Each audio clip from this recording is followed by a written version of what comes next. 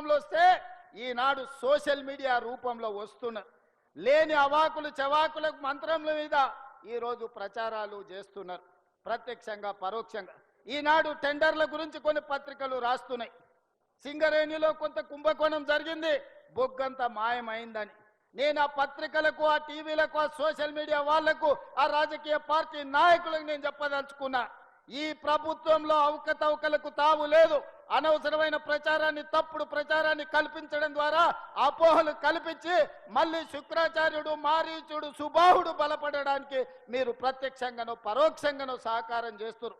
మీకు మీడియా పంచాయతీలుంటే తలుపు మూసుకొని కొట్టుకోండి, లేకపోతే ఒకరి మీద ఒకరు బురద జల్లుకోండి. అందులో మమ్మల్ని లాగి ఆంబోతులు కొట్లాడితేనంట లేగదూడల కాళ్ళు ఇరిగినాయంట. ఇద్దరు మీడియా యజమానులు కొట్లాడుకుంటే మీరు కొట్లాడుకోండి, కానీ మా మంత్రులని బదనాం చేసే కార్యక్రమాన్ని మీరు తీసుకోకండి. దయచేసి ప్రత్యక్షంగానో పరోక్షంగానో మీరు రాస్తున్న రాతలు, చూపిస్తున్న చూపులు మారీచుడి సుబావులకు, శుక్రాచార్యునికి సహకారం అందించినట్టుగా ఉంటుంది. ఒక్కసారి ఆలోచన చేసి వాస్తవాలను తెలుసుకొని రాసే ముందు మమ్మల్ని వివరణ అడగండి.